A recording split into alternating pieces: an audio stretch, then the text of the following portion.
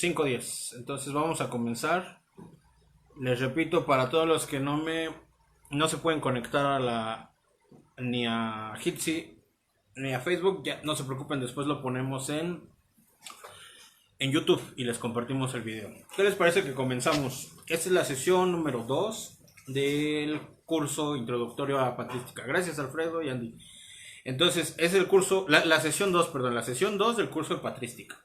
La semana pasada tuvieron su sesión con el doctor Orlando Solano. Es una sesión, las sesiones con el doctor Solano serán, como ya lo explicó él, reflexiones en torno a las fuentes directas de la patrística. Entonces vamos a ir trabajando el acercamiento directo y para eso se requiere que lean en casa, ¿no?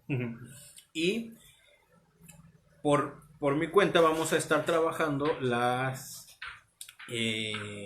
introducción general a lo que es la patrística. En la sesión número 1 vimos asuntos en general sobre los estudios objetivo de la patrística y hoy vamos a continuar con esos estudios. Entonces, como pretexto para hacer algo de tiempo en lo que se conectan los demás, voy a hacer y obviamente también como recapitulación y para comenzar esta sesión, voy a hacer un resumen rápido de lo que vimos la sesión pasada, resumido, y la idea es que cuando yo llegue al punto en donde nos quedamos la sesión pasada, seguirle y ya hacer un poquito de más, unas reflexiones un poco más detalladas, ¿no? En el caso de que se requiera. Lo que sí les voy a pedir es que revisen la bibliografía que les estuve poniendo en la carpeta digital compartida. Obviamente el interés es compartir todas estas referencias bibliográficas, por lo tanto el interés no es ni piratería ni nada por el estilo, así es que si estamos en este espíritu de difusión y de divulgación de los temas que estamos tratando en el área, en patrología, pues véanlo así y accedan a todas las fuentes que se puedan. Y sobre todo, bueno, vamos a ver al final, pero los manuales que son de tanta ayuda para orientarnos, para los que somos apenas nuevos, neófitos en esta área, entonces los manuales nos van a ayudar mucho, las introducciones generales, y tal vez ahí podemos ir también construyendo información bueno, sí, pues toda la información que haga falta o que incluso yo diga de manera incorrecta. Entonces les pido que la revisen, que se conforme un juicio crítico y además va a servirnos para compartir entre nosotros. Así es que comenzamos, ¿no? ¿Qué se vio la semana pasada? No, hace 15 días. Primero, patrología. ¿Por qué vamos a estudiar esto? Entonces, básicamente lo que se dijo fue que lo que hace la patrología es, para empezar, abarca la literatura cristiana de los primeros siglos de nuestra era del cristianismo. Estamos hablando de los primeros siglos, ¿no? Años del año 100 más o menos al 700, al siglo 6, al 8, siglo 8, por lo tanto el año 700. Pero entonces la patrología trata de los autores de la antigüedad que escribieron sobre todo de temas teológicos. Así es que como un esfuerzo de acercarse a la época, al contexto y también al autor y qué es lo que están tratando de reflexionar los autores de estos primeros siglos. Entonces la patrología que es un esfuerzo de acercamiento a la literatura cristiana. Se hacen recopilaciones ya a partir del siglo IV con San Jerónimo en el 392, ¿no? Su De Viris Illustribus. Lo que intentaba hacer él era recopilar los textos de los escritores de los primeros siglos, ¿no? Después pasamos, aparte de ver el objetivo muy general de lo que estudia la patrología, pasamos a un segundo momento de analizar o tratar de imaginarnos cuál es el contexto de los escritores de los primeros siglos, de los escritores del cristianismo primitivo, como a veces se le menciona, ¿no? Y pues obviamente los contextos no solamente es no solamente es el literario, que es el principal, que nos va a ayudar mucho, pero también está el contexto de la arquitectura, de la arqueología, la literatura, lo retórico, lo lingüístico y lo histórico. Hoy podríamos añadir que lo político y lo social. De hecho, ya hay unos esfuerzos interesantes de producciones de hoy como recopilatorias desde un punto de vista teórico en general o englobante de los padres, de los santos padres de los primeros siglos. Miren, por ejemplo, yo aquí tengo un texto que se llama Pobreza y Riqueza, los padres de la Iglesia. Lo publicó la editorial Ciudad Nueva. Pues no es española, bueno, creo que es de varios lados, Santiago, Montevideo, Madrid. El caso es que son como, ahora se está, en las últimas décadas, se han estado haciendo esfuerzos recopilatorios desde algún punto de vista. Este de pobreza y riqueza se asoma sobre todo a las características sociales de lo que hoy llamaríamos doctrina social de la Iglesia. Incluso el padre Alberto Hernández, que escribió un libro en Verbo Divino que se llama Patología Didáctica, hace un esfuerzo desde el punto de vista de la doctrina social de la Iglesia, acercarse a los escritores de los Santos Padres. Entonces sí hay diversos puntos de vista que podemos usar en la patología para acercarse a los textos. ¿Cuál es la diferencia entre patología y patrística? De rápido vimos que la patología hace una investigación literaria de la antigüedad cristiana en contexto, todo lo que les acabo de mencionar, ¿no? El contexto en general. La arqueología, la literatura, la retórica, la lingüística, la historia, la filosofía de la época. Y la patrística no es que ignore todo eso, sino que se enfoca sobre todo en el perfil doctrinal de las ideas de algunos autores en específico, ¿no? De cada uno en su contexto, pero directamente en el perfil ideológico, en el perfil doctrinal sobre todo. Obviamente este perfil doctrinal tiene un contexto cultural, el pensamiento se modifica dependiendo de a quién escribe, para quién escribe, en qué idioma y demás. Entonces, este es el objeto de la patrística, el perfil doctrinal sobre todo del pensador, del teólogo, por lo tanto es un perfil doctrinal teológico. Y la patrología intenta hacer un acercamiento que engloba un poco más, ¿no? El contexto cultural, político, social, que les comentaba al inicio. Son ramas muy parecidas, obviamente podríamos casi que decirles ramas hermanas, ¿no? Van de la mano, uno no puede trabajar sin el otro, pero no sabrá hacer esta distinción a nivel por lo menos académico, ¿no? Ya después veremos la parte existencial, cómo vivimos esta información, de qué nos sirve saber, pero el esfuerzo de distinción analítica nos sirve para saber en dónde estamos, ¿no? Como tercer punto, el primero fue que estudia general la patrística, el segundo punto la diferencia entre patología y patrística, el tercer punto que vimos fue quién es un padre de la Iglesia y por qué le llamamos padre. Y yo les comentaba que había una persona que me había dicho que pensaba que padre de la Iglesia solamente es como una designación en una división del cristianismo, ¿no? Solo los católicos le llaman padre a los padres.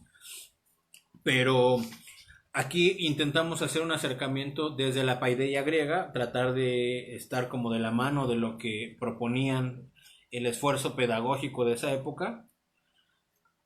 Y como es igual también como los rabinos, ¿no? También lo estábamos mencionando. Padre en esa época es el que ayuda a que se engendre el conocimiento y obviamente desde del padre de la Iglesia en los primeros siglos,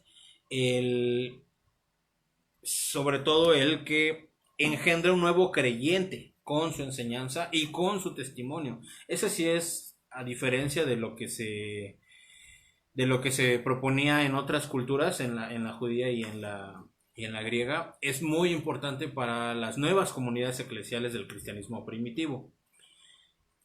No solamente la enseñanza, sino que a partir del testimonio o la enseñanza en vida se engendra o ayuda a que se engendre el pensamiento, en este caso eclesial. ¿Y por qué es importante esta pequeña distinción? Pues porque aquí está en germen la iglesia que conocemos hoy en día, no el templo, y menos la institución politizada y que responde a veces, desgraciadamente, a fines económicos y demás, ¿no? Ideológicos. Pero en germen aquí se está ya proponiendo esta nueva comunidad que vive la piedad. ¿Por qué? Porque el hijo, digamos, el discípulo está siendo sujeto de la vivencia de este tipo de amor muy específico que es un amor justicia, ¿no? Un amor político. Yo les recomiendo checar, por ejemplo, el libro de José María Mardones, Fe y Política. Trata de ir distinguiendo por qué los aspectos del amor, del mensaje del Evangelio, son en general entendidos en otras áreas como hacer política. Y casi que cualquier actitud que no tenga que ver con esta realización práctica, social, de establecer un bienestar en la sociedad y en tu comunidad, no es, si no lo intentas hacer así, no terminaría siendo un amor cristiano. Es curioso porque generalmente se le han puesto tantos adjetivos hoy a esta partecita, eh, a esta palabra romantizada, ¿no? El amor todo lo puede, porque se hace referencia al cántico del amor de San Pablo, ¿no? Creo que es en los Corintios. Pero se olvida que este amor, en contexto evangélico, es muy revolucionario, como lo entenderíamos hoy. Intenta estar gestando una conciencia de liberación de injusticias, de liberación de opresión. Podríamos pensar entonces que en germen hay un discurso marxista, y eso es bien interesante, ¿no? Parecería ser que sí. Eso es, por ejemplo, de lo que tratan autores como el mexicano José Porfirio Miranda, el gran exégeta, filósofo, marxólogo y demás, hegelólogo, que intenta en sus libros como Marx y la Biblia o Marx y los marxistas o el cristianismo de Marx, tiene varios libros sobre eso en donde dice no solo que el evangelio parece marxista, sino al revés, ¿no? El marxismo en estos términos de mejoramiento o establecimiento de un bienestar social tiene mucho de evangélico. Es decir, el mensaje de Jesús y casi que este mensaje que se corona en el evento de la cruz tiene por objeto modificar la realidad social. Tiene por objeto algo muy específico. Entonces, no es de a gratis, digamos, que se plantee una práctica que modifique y que por lo tanto tenga por consecuencia que haya una matanza del mensaje, ¿no? O bueno, que se fijen en Jesús como el revoltoso. Hay que trabajar con pincitas el tema, pero no es pasajero hacer hincapié en esta propuesta, digamos, en este esfuerzo de modificación de la realidad a partir de ideas, no de un amor romanticoso, ¿no? Romanticista, sino de un amor justicia. Y entonces, bueno, eso es como para decir, entonces el padre, al que ahora le llamamos el padre de la iglesia, no solamente era una persona con quien compartías ideología o con quien compartías enseñanzas a nivel teórico, sino que este padre te ayudaba a que se engendrara y que se desarrollara este tipo de amor. Por lo tanto, en germen, en esta relación de padre y discípulo, está el origen de una iglesia o de una comunidad eclesial que después va a construir estas iglesias de cristianismo primitivo.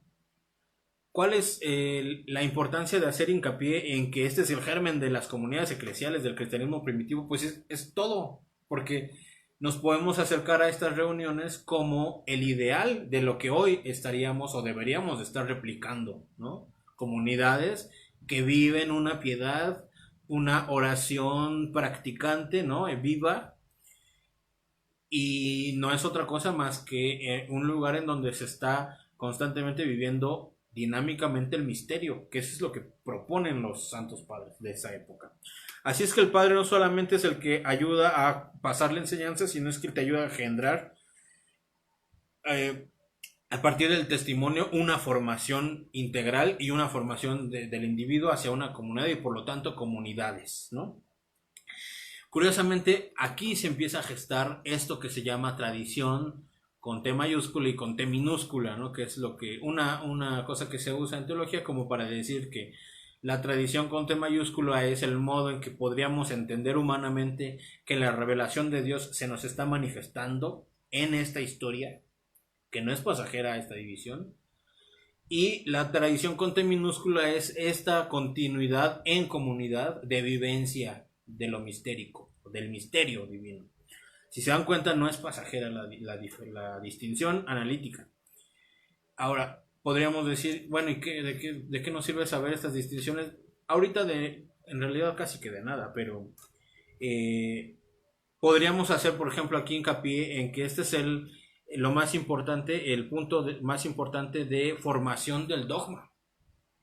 Y de esto nos hablan varios autores dogmáticos hoy. Pero nos sirve porque nos ayuda a entender de otro modo la palabrita dogma y todo lo que va alrededor del dogma mismo. Pareciera que hoy la palabra dogma o el adjetivo eres muy dogmático tiene siempre características negativas y pareciera ser que sí es cierto. Hoy pareciera ser que equivale ser dogmático a ser cerrado, ser cuadrado. Limito mi mente a este entendimiento y no me salgo de aquí. Sin embargo, la propuesta, por lo menos desde la patrística del dogma, es decir, entendemos este límite para ser conscientes de que hasta acá llega la mente humana en este cuadrito y es una necesidad humana por la limitación de nuestra finitud, ¿no? Sin embargo, es el único o uno de los grandes accesos a la divinidad, a la trascendencia de este mismo concepto.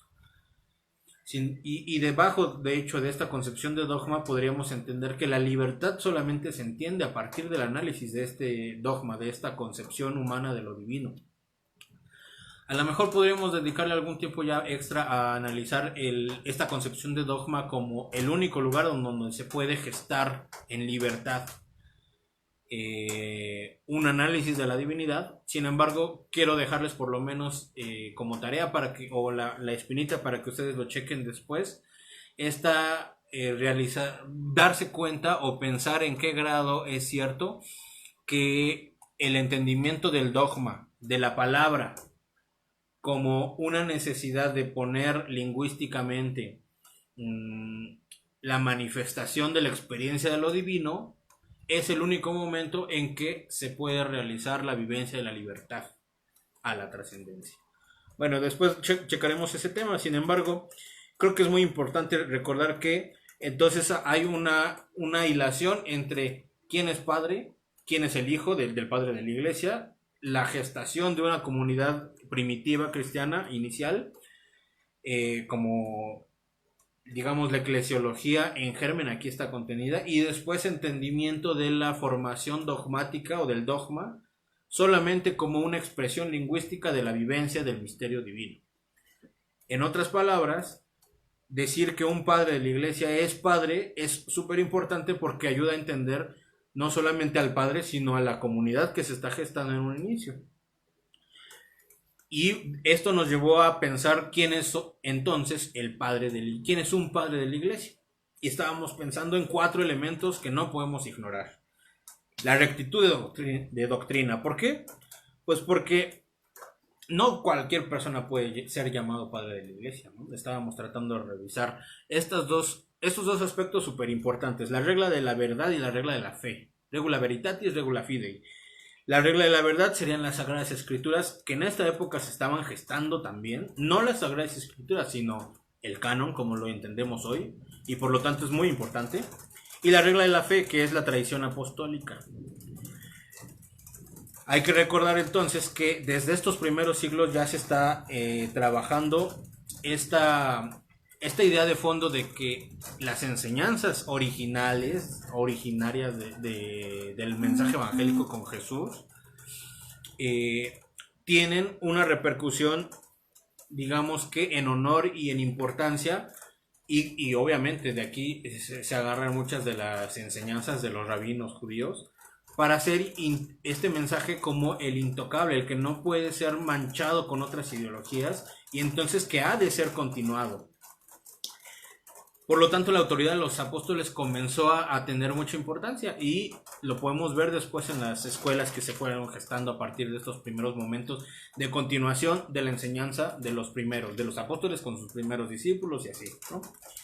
El primer elemento entonces es la rectitud de doctrina, pensando que el padre es padre de la iglesia porque se rige su discurso y su doctrina a partir de la regla de la fe y la regla de la verdad. La regla de la fe es la vivencia o la tradición apostólica, la regla de la verdad es las sagradas escrituras como se fueron gestando también en esta primera época.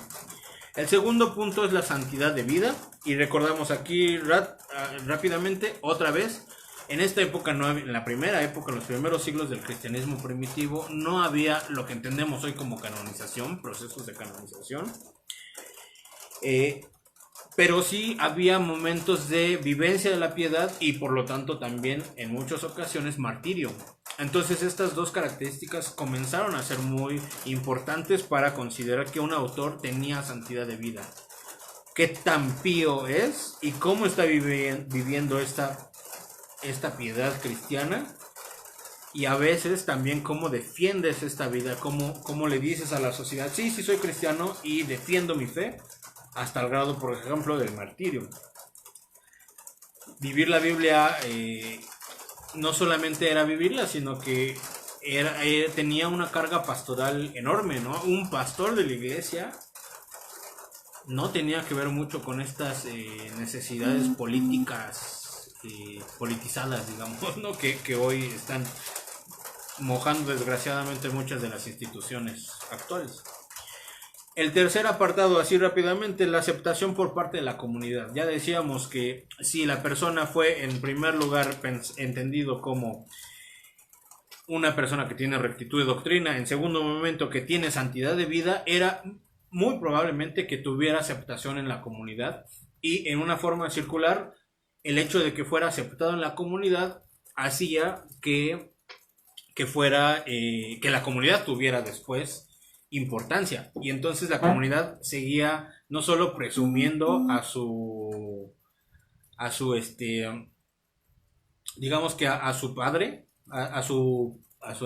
el maestro, a su profesor, no solo lo promocionaban, sino que ellos mismos hacían que la fama se fuera extendiendo, y obviamente de la mano de la fama venía la divulgación del mensaje cristiano. Entonces comenzó a ser importante este elemento de la aceptación por parte de la comunidad, porque también ante el problema de las herejías, si la comunidad ya no te aceptaba, entonces había una consecuencia social, económica, histórica, ¿no? En el padre de la iglesia, importantísima, que por ejemplo hoy podemos ver en grupos sectarios como los Testigos de Jehová. Podríamos pensar en el Testigo de Jehová que de repente se encuentra en una situación que adentro de los testigos mismos de Jehová podrían considerar como hereje. La consecuencia a nivel social es súper fuerte, porque te sacan de su comunidad y dejas de ser beneficiario de todas las ventajas que estabas obteniendo de la comunidad, de la parte económica, de la parte social, de la parte emocional. Entonces no es pasajero, y podemos pensar esta característica dentro de las necesidades de un padre de la iglesia, que se van atando a las necesidades de la comunidad eclesial en donde se gesta el pensamiento inicial. Digamos que en algún sentido se puede estar pensando en que el padre de la iglesia es padre porque la comunidad lo está apoyando, y la comunidad empieza a tener fama y consolidarse porque hay un padre de la iglesia. Eso es una acepción muy interesante. Y la última parte que habíamos mencionado de rápido, la antigüedad, ¿no? Después de los apóstoles, ¿no? A partir del año 100 hasta más o menos el siglo 8, años 700, ¿no? Pasamos a la división metodológica y hablamos que hay una división lingüística, cronológica, temática, regional y en escuelas. Hablamos de la parte lingüística como que en general los santos padres escriben en griego y en latín. Se puede encontrar escritura en otros lenguajes, pero sobre todo son traducciones de compilaciones del griego y del latín. Todo lo que decíamos, el armenio, el copto, el sirio, el hitita, generalmente son traducciones. El aspecto cronológico, están los padres prenicenos, ¿no? Antes del año 325 se establece como el concilio de Nicea, el primer bloque. Después los post-nicenos, después del 325 hasta el 451. los post-calcedonenses y los últimos padres. Solamente son divisiones cronológicas para hacer en bloques las distinciones de pensamiento. Por eso importa más acercarnos a la división del pensamiento por temas. Los padres apostólicos son los que continuaron la enseñanza de los apóstoles. Los apologistas que vienen después serían los defensores en diálogo, que establecieron diálogo con la cultura, con la filosofía de su época. Los heresiólogos, que son los autores que se estuvieron desarrollando su pensamiento y sus discursos en época de herejías, tratando de ser opositores a los errores o a lo que se fue considerando como errores de doctrina. ¿Saben qué? Voy a hacer una pequeña pausa porque empezó a llover aquí donde yo vivo y seguramente cada vez es más difícil escucharlo para ustedes. No sé si eso sea cierto. Así es que voy a hacer una pequeña pausa. Espero que en una media hora pueda volver a conectarme. Y si no, lo reponemos otro día. Ah, ya dejó de llover. Le seguimos unos minutitos más, ¿no? Están las divisiones temáticas. Mencionamos a los apostólicos, los apologetas, los heresiólogos. Después venían los catequistas que intentan ser formadores. Y los historiadores, los teólogos, los filósofos, los poetas y demás. Así es que se pueden hacer distinciones temáticas para acercarnos al estudio de los santos padres. Y pues, ¿por qué nos ayudan estas distinciones cronológicas, temáticas y demás? Pues porque tenemos que entender primero el conjunto para saber cómo le vamos a entrar al asunto. Por escuelas hay, obviamente las escuelas de pensamiento van modificando también el modo en que se desarrolla. Sí, se escucha la lluvia, perdón, Isaac, creo que ya bajó. Si empieza a llover, lo dejamos para otro día. ¿Cuáles son las escuelas predominantes en los primeros siglos? Sobre todo la de Alejandría y la de Antioquía. Y de hecho la escuela de Alejandría y de Antioquía tenían algunos problemitas entre ellos. Y de hecho surgieron escuelas de análisis exegético e interpretativo que van de la mano la exégesis y la hermenéutica desde estos primeros siglos. Y curiosamente hoy podríamos entender casi que las dos escuelas también en sus extremos viviendo en nuestra época. Los que leen la Biblia de manera literal y los que leen la Biblia de manera alegórica y sus extremos, ¿no? Entonces es importante analizar en general a los padres, a todos los santos padres o a los escritores de la literatura cristiana de los primeros siglos en su contexto y sobre todo en su escuela. Esto es interesante, ¿no? Porque además la escuela empezaba a tomar importancia dependiendo si venías de Alejandría o si venías de Roma, si venías de Jerusalén y demás. Y ver por qué empezaba a tomar importancia estas iglesias o estos obispados, episcopos, ¿no? ¿Por qué lo digo como interesante? También ya lo comentaba en general la sesión pasada. Porque el episcopo, que es el de la palabra griega, el episcopeo, el que ve por encima de la comunidad, era el que empezaba a tener importancia y después empezaban a decir, como este es el obispo de Roma, tiene importancia lo que dice. Sus recomendaciones a nivel político, social y sobre todo espiritual tienen razón de ser. Pero desde los primeros siglos no había como tal una escuela de pensamiento más importante que las demás y menos un episcopo por sobre todos los demás. Estas historias interesantes las pueden estar checando en un libro que les dejé ahí en la carpeta digital que se llama Historia de los Concilios Ecuménicos, escrito por Giuseppe Alberico, de italiano, y es bien interesante porque podemos empezar a rascarle si entonces el Papa siempre fue Papa, siempre tuvo esa importancia, y qué importancia tendría para nuestra época decir que si tenía o no tenía importancia el primado de Roma. Que si analizamos bien el papado y el objetivo del obispo de Roma, no tendría por qué hacer ninguna diferencia. Incluso en diálogo con algunas escuelas de pensamiento del cristianismo evangélico, ¿no? O lo que hoy conocemos como protestantes, no tendría por qué haber problemas. Más bien el problema es cómo hemos entendido el papel del obispado y también del obispo de Roma. Entonces yo creo que ayuda mucho a acercarnos a esto. Les recomiendo ese texto, Historia de los Concilios Ecuménicos. Eh,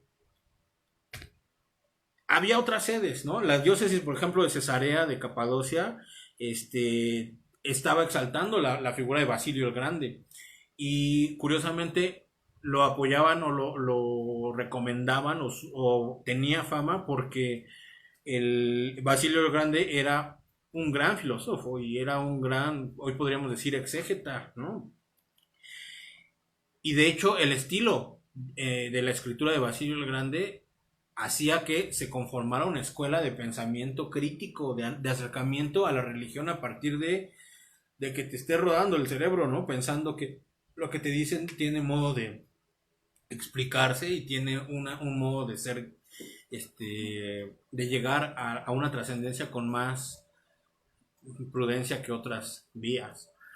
Ustedes pueden checar el libro de San Basilio el Grande, sobre todo el Tratado del Espíritu Santo, que lo dejé también en la carpeta de archivos digitales, pero lo encuentran en internet y ver el modo en que argumentan la doctrina desde el acercamiento, por ejemplo, de los problemas lingüísticos y cómo a partir del debate lingüístico se establece no solo la doctrina, sino guías de actuación espiritual, lo cual es muy interesante. Pero estas escuelas de pensamiento, estas tradiciones, las podemos incluso rescatar hoy en día. San Patricio en Irlanda, ¿no? San Ambrosio en Milán sigue la tradición de acercarnos al modo como estuvieron marcando los estilos pastorales de actuación y demás. Y por eso nos lleva a pensar ya en nuestra clase de hoy cuáles son los contextos del desarrollo patrístico. Y se los voy a leer así de rápido para que vean de qué voy a hablarles un poquito más detenidamente. De la historia antigua, las lenguas clásicas, las culturas presentes en el Imperio Romano, la herejía, la historia de la teología y nada más. Entonces, vamos a comenzar. ¿Por qué importa hablar de los recursos del desarrollo, de los contextos del desarrollo patrístico? Por lo que dijimos al inicio. El pensamiento del autor responde al contexto necesariamente. Y sobre todo en estos primeros siglos de la época clásica antigua, y no solo nuestros autores de la literatura cristiana, sino en todos los autores de la primera época, es importantísimo el contexto. Podemos leer a todos estos autores, a todos los latinos sobre todo, como germen también, o sea, es como ellos son parte de la cultura y hacen que se construya una cultura cada vez más grande, como lo que mencionábamos de la comunidad y el sacerdote, ¿no? Y el padre, perdón, de la iglesia. Aquí también había un rico campo de la cultura y entonces eso hacía que se enriqueciera y que se gestaran producciones teóricas cada vez más ricas. Eso es bien interesante y podríamos hacer un paralelismo hoy a nuestros días, ¿no? ¿En qué grado la cultura de nuestra sociedad está modificando la producción teórica que se gesta en esta misma comunidad? ¿Por qué digo que es interesante? Porque cuando uno se acerca, por ejemplo, en México, muy específico, a los textos de los filósofos, por ejemplo, de la época del Ateneo de la Juventud, Samuel Ramos, Vasconcelos, Alfonso Ramos, dije, Antonio Caso y todos estos grandes, Gabino Barreda, uno los lee y pareciera que está leyendo poesía. Habría que pensar hoy en qué sentido nuestros escritores cristianos actuales están replicando la cultura de nuestra época. Y si no hay una cultura rica que ayude a que se geste un pensamiento más rico, pues entonces somos parte del problema también, ¿no lo creen? Bueno, eso se los dejo para que lo analicen hoy en la noche antes de dormir. Sin embargo, en los escritores de los primeros siglos así era. Y uno lee textos de los primeros escritores de la literatura cristiana y puede leer aspectos poéticos que son ya muy raros en la literatura actual. Hay un entramado de condiciones que no se puede ignorar entonces, ¿no? Ya lo decía también yo con el aspecto filosófico. Uno puede, si está versado en la filosofía estoica, por ejemplo, puede leer rasgos de filosofía estoica en algunos escritores. No solo como no solo la usan como herramienta, sino a veces también como crítica. Entonces ayuda mucho a entender el contexto. El impacto a nivel intelectual, histórico, social y filosófico es entonces innegable. Y de hecho ese es el estatuto metodológico de acceso al estudio de la patrología. Entender que las concurrencias críticas de los datos hacen que nos aproximen a los aspectos técnicos, científicos de nuestro estudio hoy. Por ejemplo, la historia antigua, que es el primer elemento del contexto. ¿De qué servía, no? El carácter histórico, por ejemplo, de la historia no se dio sino hasta el siglo IV con Eusebio de Cesarea, y era simplemente una preocupación de catalogar los acontecimientos que habían sucedido en los primeros siglos. La preocupación de hacer una catalogación histórica, que hoy yo creo que llamaríamos más bien historia, ¿qué? No es hacer historia, sino hacer historiografía, ¿no? Detallar o describir, o enumerar, o enlistar los acontecimientos. Solamente se podía ejercer como acercamiento al pasado. En los primeros siglos no estaban preocupados por eso. Por eso nos interesaba hacer una división metodológica y temática al inicio. Porque los escritores del primer siglo, por ejemplo, estaban más interesados en vivir la experiencia de la fe. En el segundo, los que vienen después estaban interesados en defender esto que ya vivieron. En el tercer momento, criticar o corregir las probables herejías. Por eso, hasta el siglo IV se puede entender una historiografía como la de Eusebio de Cesarea, porque no había necesidad antes. La importancia estaba en otro lado. ¿Y qué estaba diciendo? La catalogación de los acontecimientos, por eso fue hasta ese siglo, se fue construyendo a partir de la búsqueda de la verdad, ¿no?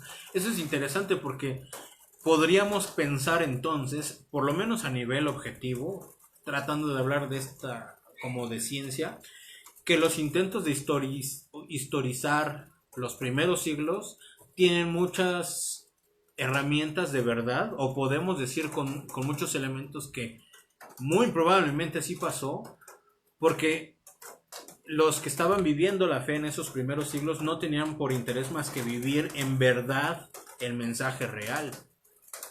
Y eso, así como podemos hacer un acercamiento en el judaísmo, es innegable que no tienen modificación el mensaje en germen, que en el cristianismo le llamamos, por ejemplo, querigma. En otras palabras, creo que podríamos decir incluso el mensaje querigmático en germen en las comunidades eclesiales primitivas se fue consolidando y se fue traduciendo y se fue compartiendo y divulgando sin mancha.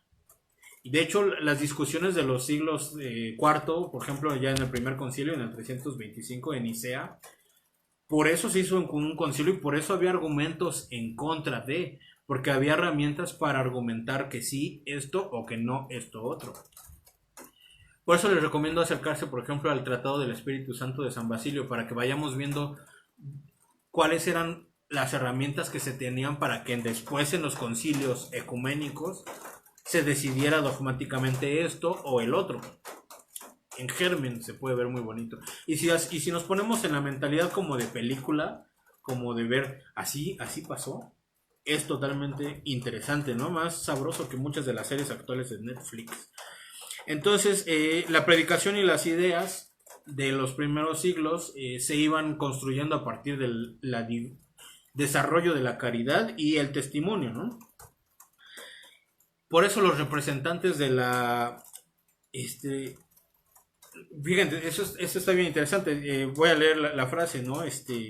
Los protagonistas cristianos vivían en un mundo en donde fueron representantes de cambios políticos y religiosos de una sociedad pagana que se hizo sacra. ¿Por qué quise leer esto? Porque es bien importante este asunto y a veces se deja de lado.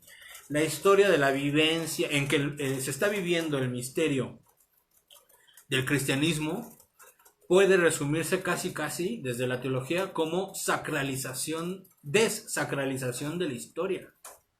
Y estos procesos de desacralización los podemos ver en todos lados, por ejemplo, como por resultado de la Biblia. de las vivencias, por ejemplo, de Jesús, ¿no? Jesús fue el primero que desacralizó la comida. Él fue el que decía, toda la comida es santa, ¿no? ¿En qué parte de la Biblia está? No recuerdo. Pero toda la comida, no una sola. No pongas una comida por encima de las demás. Desacralizar la comida hizo que toda la comida fuera santa, casi, ¿no? Por ejemplo, desacralizar la política, a diferencia de un estado religioso como el estado judío, desacralizar la política no hace que se llegue a una revolución estilo punk, ¿no? Arbitraria de un estado, sino que hace que se piense en la responsabilidad de los civiles de esta comunidad. Como pasa también, por ejemplo, en la desacralización del matrimonio, cuando se entiende que no son dioses los elementos que están constituyendo ese matrimonio, entonces se puede hacer hincapié en la responsabilidad ética de cada quien para consolidar cada vez mejor el matrimonio mismo. No sé si me explico adecuadamente con respecto al proceso de desacralización. La idea de fondo es lo que el mensaje evangélico en los primeros siglos está ayudando en la sociedad es a que se le quite este aspecto de divino a la comida, al matrimonio, al Estado, al gobierno y demás, para que una vez que se deje de ver como divino, se comience entonces a ver cuál es su responsabilidad específica.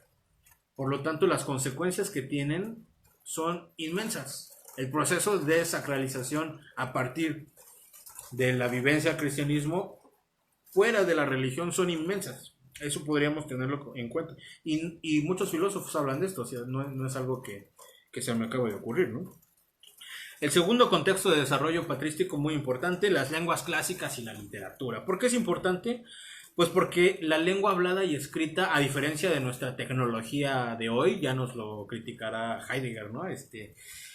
A diferencia de este hombre moderno, en aquella época la principalidad de la tradición oral y escrita era lo principal, ¿no? La principalidad era lo más importante. La necesidad de la primera época era mostrar la verdad como elocuencia. Aquí podemos entender incluso este proceso como resultado de los que ya está en germen en los escritores helenos, ¿no? Si se desacraliza lo particular, se sacraliza lo común. Es muy interesante esto. Yo creo que podríamos hacer dos intentos. El primer intento de acercamiento a cómo se vive la desacralización a nivel histórico de los primeros siglos y después cómo podríamos entender hoy nosotros este proceso de desacralización. Con respecto al primer punto, creo que sí hay que considerar que la desacralización fue inconsciente, ¿no? O sea, no intentaron decir vamos a comenzar un proceso de desacralización.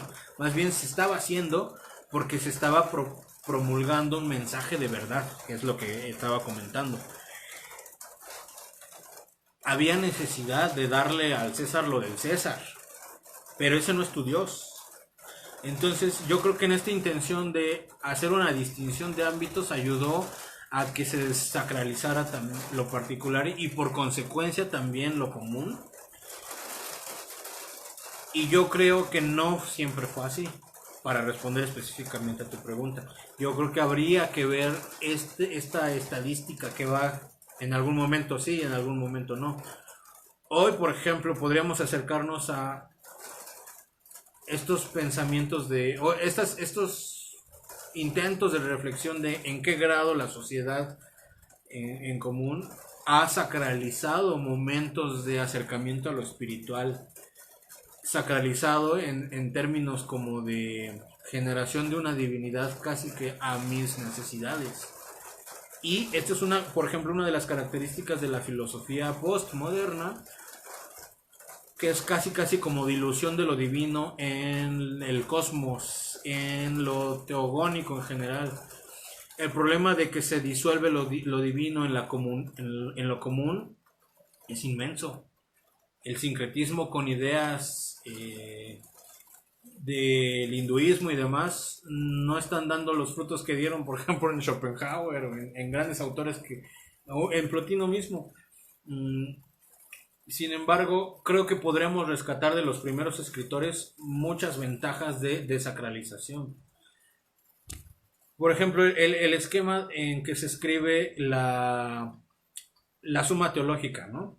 Es un esquema plotiniano y no tiene problema Santo Tomás en acercarse metodológicamente a lo divino desde esta metodología de exitus reditus, que es netamente una metodología casi que mística de Plotino.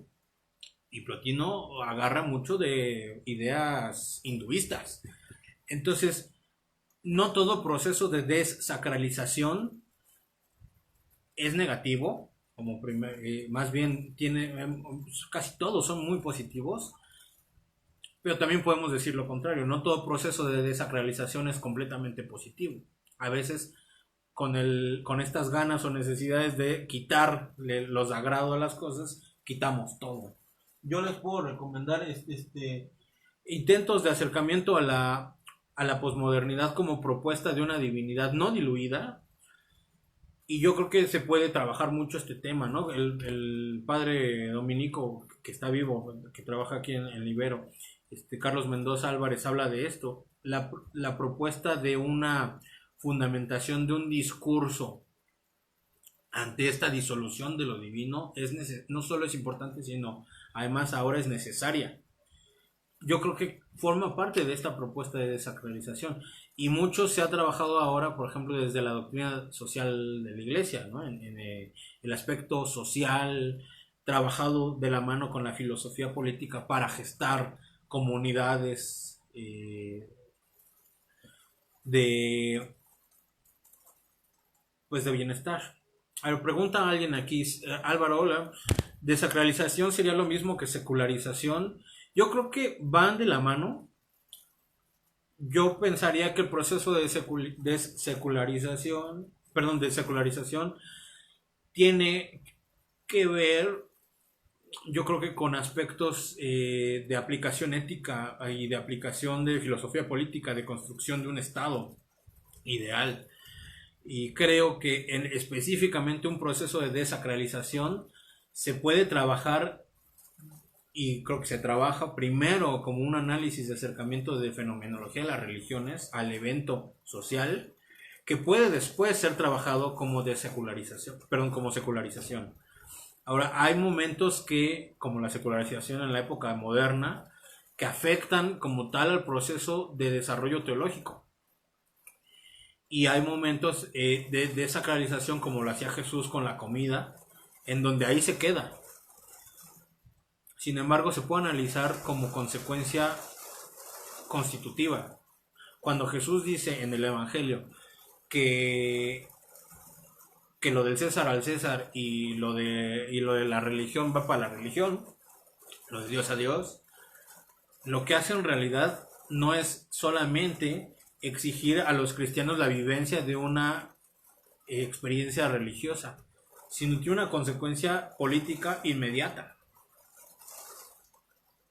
Yo creo que da para mucho este tema, y hay varios escritores sobre el tema, y yo creo que faltan más propuestas teóricas del momento de sacralización. Hoy podríamos pensar qué momentos están siendo constituidos como dioses en nuestra época actual, no sé si como tal podríamos llamarle posmoderna, y en qué sentido podríamos nosotros construir la diferencia entre quitarle lo divino a lo que no es divino, y en qué sentido podríamos hacer un proceso de secularización de divulgación de las cosas sin el aspecto de lo divino.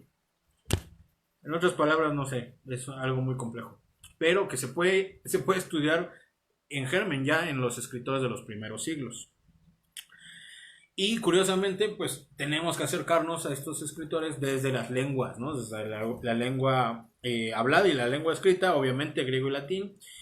pero que se va modificando, hace que se modifique no solo la misma lengua, sino las leyes, el empeño lingüístico después, posterior, la gramática, la métrica y la retórica, todo va ligado. Entonces, yo creo que eso sería incluso como para comentar lo que preguntas. No sé en qué grado se diferencian. A final de cuentas, si se le quiere dar la validez a este proceso ideológico que se va enseñando, tiene que ser enraizado en la cultura. Walter Benjamin dice que el capitalismo es una religión secular. Sí, ahora estaba pensando que la propuesta de Walter Benjamin va como de la mano o podría ser establecido como un momento de necesidad de liberación de, ¿no? Esto se puede leer en Ignacio Ellacuría para los que quieren leer de un escritor cristiano, el gran Ignacio, filósofo Ellacuría. Walter Benjamin lo hace un análisis de los momentos judíos y lo aplica a otros momentos.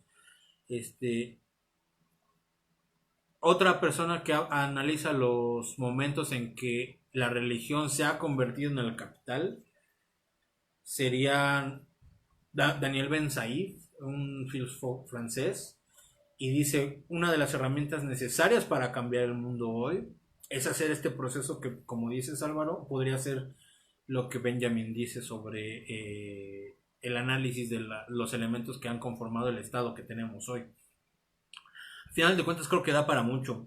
Y si estamos enfocados en el tema de la patrología y de acercamiento a cómo se fue gestando el pensamiento, podemos leer con mucho interés todas estas ideas en germen, ¿no? Cómo se está, a partir del enraizamiento de la verdad del discurso cristiano, se está gestando un estado muy específico, un estado en el sentido de la filosofía política, la construcción del estado, ¿no? Y entonces deja de tener solamente notas espirituales o cristianas, se comienza entonces a construir un discurso político muy interesante que habría que tener en cuenta. Y es obvio, ¿no? Si la producción escrita de los primeros siglos tenía que ser dependiente de la tradición oral y escrita, y a partir de esta tradición escrita se iba gestando de mejor manera, porque lo que interesaba es que a partir de tu discurso comprobaras o dieras avisos de verdad y se construyera de mejor manera tu discurso, generabas persuasión. Y esto no es por los autores cristianos, la persuasión en términos de retórica no eran gratuitas, ¿no? Venían con un proceso de enseñanza, esto sí ya de la paideia griega, en donde el niño, el magister ludi, fue avanzando al siguiente momento en donde tenía elementos de generación de conceptos de juicio crítico para ser un escolar de la gramática, el escola grammatice, y en el tercer momento será el retor. Solamente a partir de estos tres elementos básicos en la paideia griega podías pasar al elemento de convencimiento, ¿no? La persuasión entonces no era como hoy creemos que se pensaban a los retóricos, de nada más el político viene a inventarme historias. No, era un entramado analítico complejo. Y entonces el arte del exégesis y el arte de la interpretación fueron de la mano construyéndose de estos procesos de persuasión, porque los elementos de desarrollo doctrinal fueron construyéndose de la mano de este desarrollo lingüístico. Eso nos lleva a pensar que la literatura de los escritores de los primeros siglos va, por ejemplo, en desarrollo de la mano de otros grandes escritores, casi que poetas de la primera época. Bueno, ¿cuáles? Tertuliano, San Ambrosio, Agustín, Gregorio Nacianceno, Crisóstomo, y podemos leerlos hoy casi que de la mano de los grandes escritores helenos y romanos o latinos, como Cicerón, Quintiliano, Homero, Platón y demás. Y por eso es un elemento importantísimo. Y más allá de que quieras analizar el contexto del desarrollo patrístico, a lo mejor te puedes acercar a los escritores iniciales de los primeros siglos como autores de la literatura universal. Leer como lees hoy a Sor Juana Inés de la Cruz, ¿no? Lo que dice, por ejemplo, tiene mucha fundamentación de filosofía aristotélico-tomista. Sin embargo, puedes hacer un análisis de la metafísica manifestada en los poemas de Sor Juana, o puedes alegrarte con lo bonito que se siente leerla. Son acercamientos o estéticos o literarios o críticos al texto. Lo que propone el estudio de la patrología en general es ese acercamiento en contexto, digamos que más allá del místico, de la vivencia, no te acercas viviendo la fe a cómo vivieron ellos la fe, sino que te acercas de modo analítico, teniendo en cuenta que tú tienes que hacer esa tarea por tu cuenta, ¿no? Ahora, hay que tener también en cuenta cuáles eran las culturas presentes en el Imperio Romano. Obviamente el cristianismo surgió en una cuna judía, y entonces eso también ya va marcando el discurso de cierto modo y se propaga hacia los gentiles. ¿Quiénes son los gentiles? Los gentiles no son los pecadores, simplemente los gentiles son todos los extraños al mensaje de salvación. Por eso Pablo dice en alguna de las cartas que el mensaje tiene que ser para los gentiles. No predicas al que ya se sabe salvo y sabe de qué lo vas a salvar, sabe entender el mensaje de salvación, sabe que no es algo que sea totalmente místico y ajeno a la realidad, sabe que hay un mensaje de justicia muy específica y demás, ¿no? Pero sí fueron introduciendo estas estructuras de la cultura latina en el modo en que se iba construyendo la defensa de la fe. Y otra vez más, les recomiendo leer los escritores que fueron dando argumentos para determinar que esto era ortodoxo o que esto era hereje. Y es bien divertido lean este Tratado del Espíritu Santo de San Basilio, ¿no?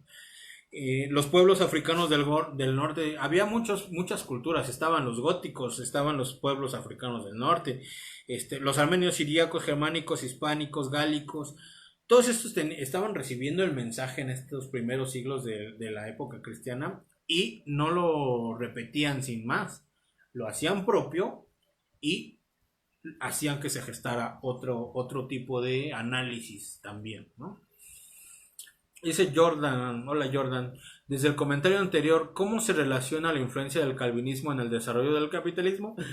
Y esto que se dice del capitalismo como religión, ya no se logra ver todo tu mensaje. Voy a ver si lo puedo leer aquí en Facebook. Lo que quiero decir antes de intentar responder, que no creo que pueda esta cosa, es la influencia del calvinismo en el desarrollo del capitalismo. Pues ya ahí está esta gran obra, ¿no?, de Max Weber, en donde sí nos dice, sí, había un capitalismo que hace que entendamos las relaciones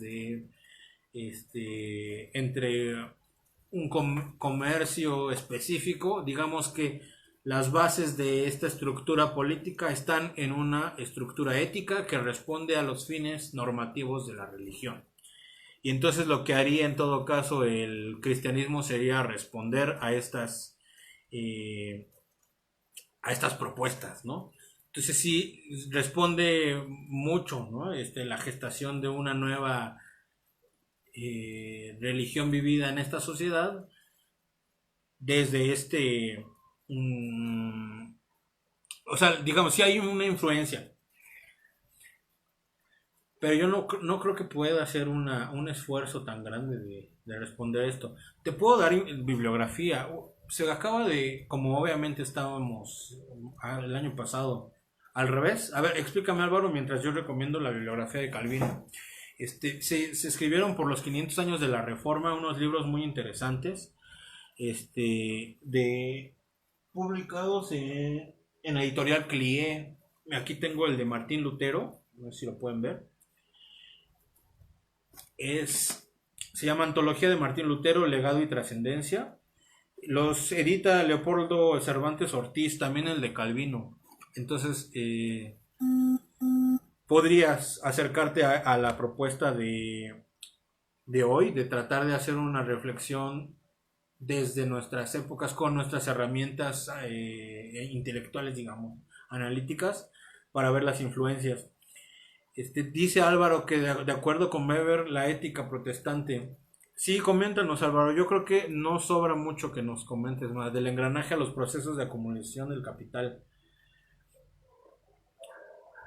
Yo creo que es esencial la influencia de la religión en cómo se va determinando esta religión o esta otra religión.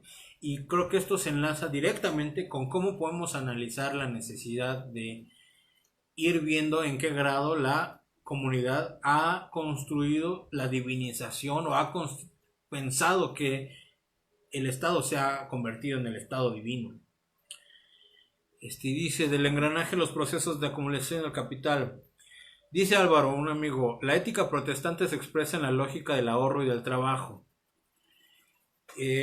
Y pues yo te sigo escuchando porque aquí sí, la verdad es que no podría hacer un análisis tan grande. Pero yo creo que podremos irnos acercando a los temas. Pongan sus preguntas aquí en los comentarios y lo investigo para la siguiente porque hay gente como Álvaro y como varios que estamos conectados que nos pueden dar muchas herramientas. Y yo creo que eso es más o menos lo que está haciendo que ese es el tema, Moni, de la plática. ¿En qué sentido podemos entender el acercamiento analítico hoy desde la patrología a los escritores de los primeros siglos?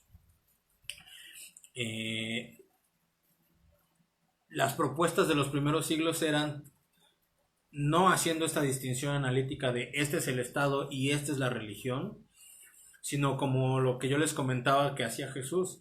Más bien lo que me importa es mandar o enviar un mensaje muy específico de vivencia de lo religioso, y esto tiene en sí unas consecuencias a nivel del Estado, a nivel social. Y las consecuencias es que se propone una nueva forma de Estado, ¿no?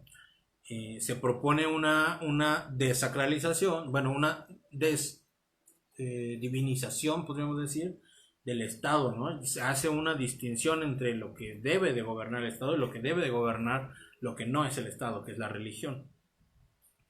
Y curiosamente aquí se enmarca el desarrollo de las herejías. Las herejías como tenían que pasar por este proceso de purificación y tenían que pasar por este proceso de definición de qué son.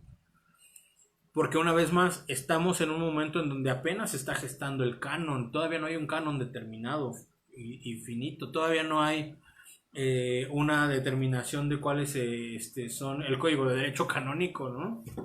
Entonces, si estamos en los primeros momentos, son momentos en que se gesta la purificación de los elementos que van a constituir lo esencial del mensaje cristiano.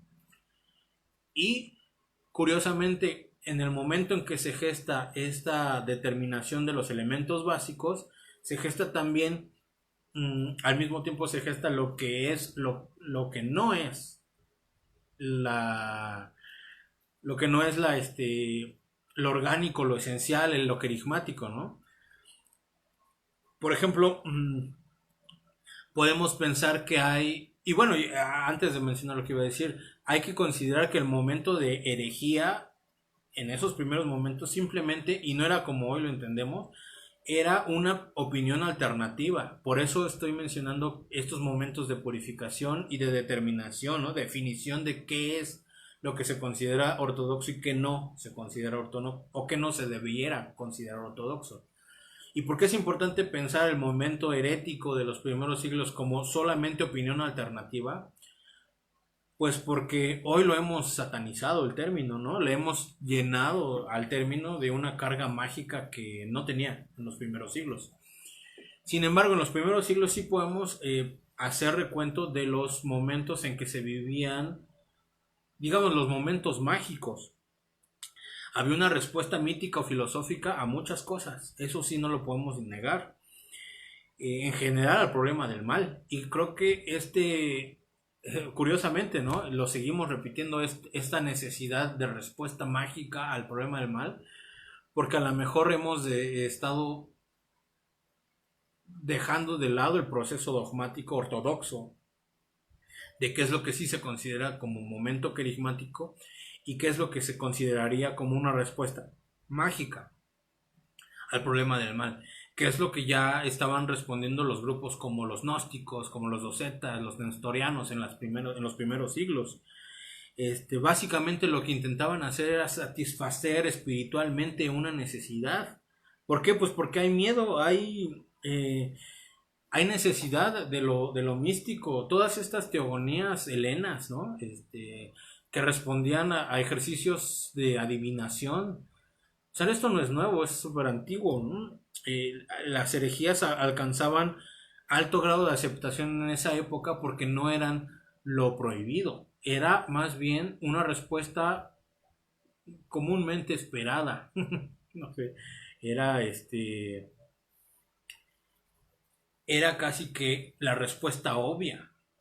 Les recomiendo leer, hay un libro, bueno, hay muchos libros que pueden, donde pueden acercarse a los momentos de gestación de los ritos de iniciación y cómo el cristianismo en germen fue haciéndose de estos ritos de iniciación, el bautismo, muchos de los sacramentos que hoy tenemos fueron tomados de otras prácticas iniciáticas.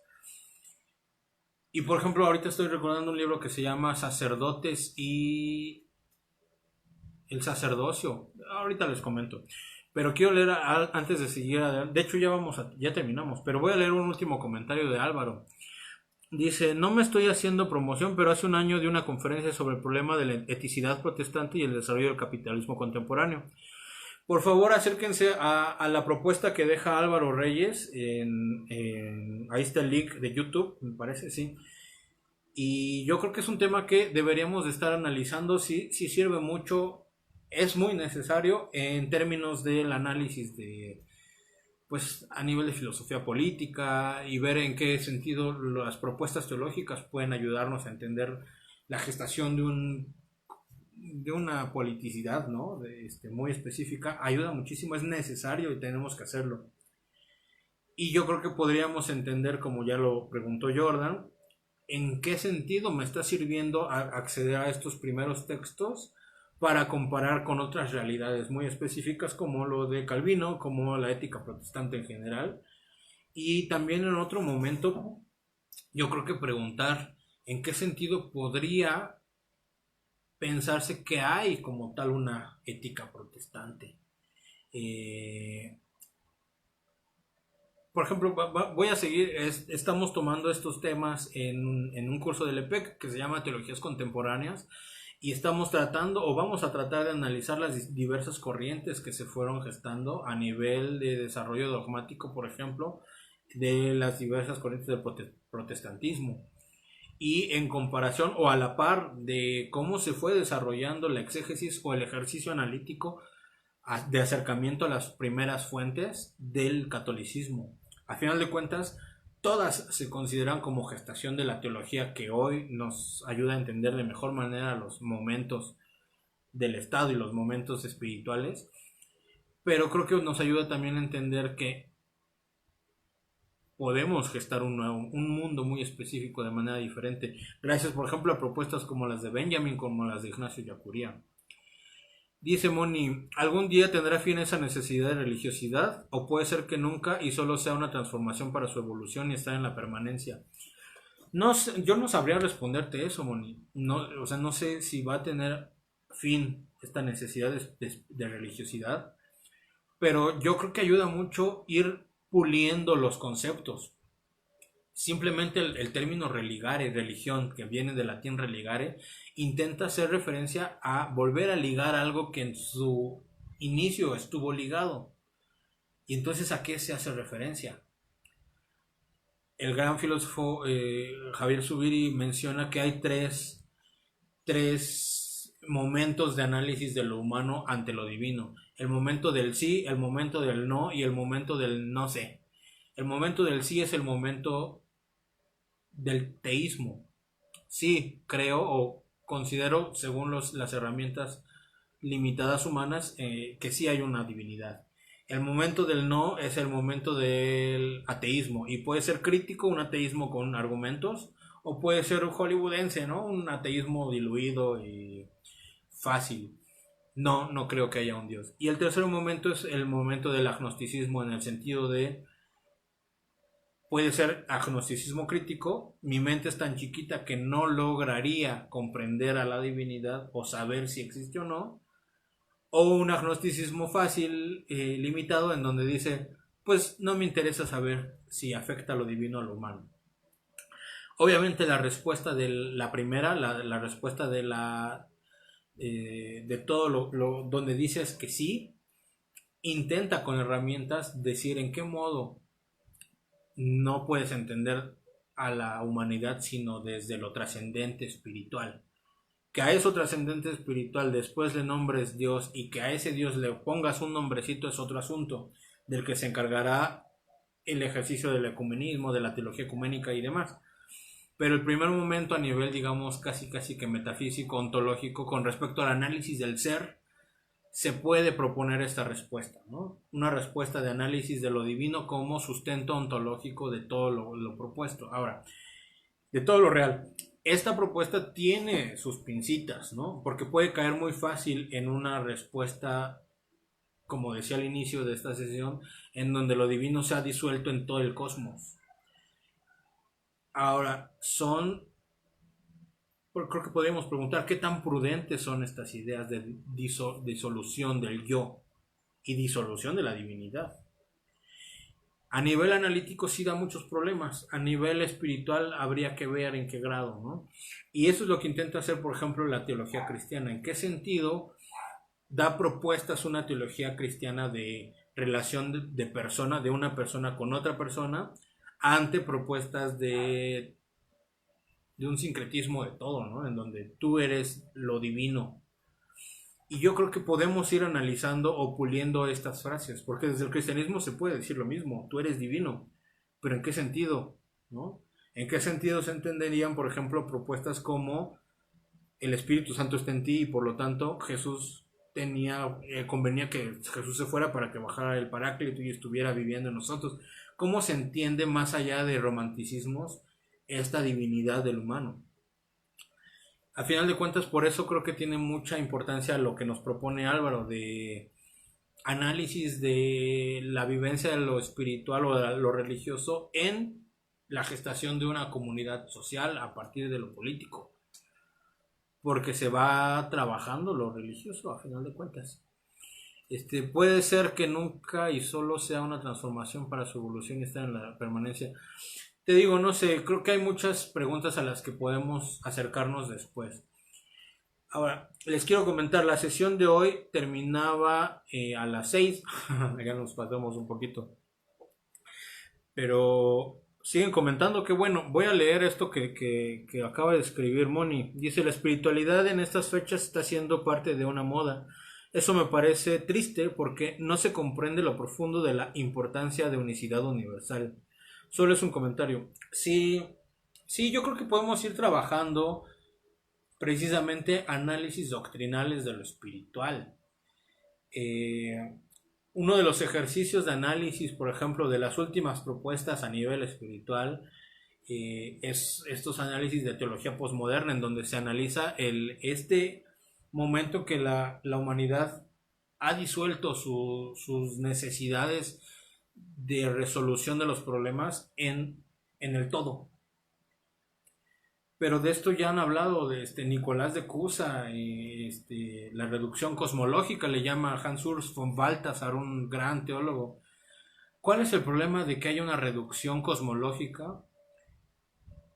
Y podríamos ir analizando conforme va pasando los años, que se disuelve la humanidad y entonces ya no hay nada que salvar. Y la pregunta obvia sería, ¿por qué hay algo que salvar? ¿O qué es eso que hay que salvar? Los voy a remitir, por ejemplo, a los textos de Jacques Dupuis. Tiene acercamientos a las propuestas del análisis en general del hinduismo, del budismo y del cristianismo. Y es un jesuita, tiene unas propuestas de teología ecuménica y también acercarse al pensamiento de Raymond Panikkar con esta trinidad, ¿no? Pero tampoco podemos, creo que por lo menos desde la teología cristiana, que era lo que mencionaba Nicolás de Cusa, no podemos caer en el otro extremo de, como él decía, en donde él menciona, por ejemplo, hay un sueño, me parece, no recuerdo bien, en donde está Jesús con los grandes místicos en el cielo, ¿no? En un concierto, está en el cielo. y están pues los grandes místicos, está Krishna, Siddhartha, Gautama y demás. Y entonces hace un análisis de que si la única diferencia en las manifestaciones de religiosidad de estas grandes propuestas religiosas son pequeñas diferencias en que el intelectual puede acceder a esta o a esta otra propuesta religiosa, pero es lo mismo. Y entonces lo que plantea desde la patrología, por ejemplo, el estudio de los elementos de una religiosidad espiritual, ¿no? a este nivel, es que hay una novedad. San Ireneo de Lyon, en su libro Adversus Hereses, ¿no? En contra de los herejes, ya dice: el mensaje del Evangelio es la novedad total, no la novedad absoluta. ¿En qué sentido hay una novedad?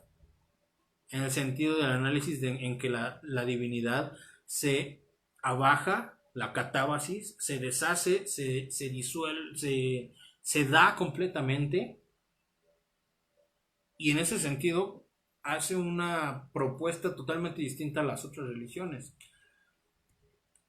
Y por ejemplo, frente al judaísmo se analiza esto, que hay una forma de escritura en las Sagradas Escrituras, en el Antiguo Testamento, en donde se repite el verbo decir, ¿no?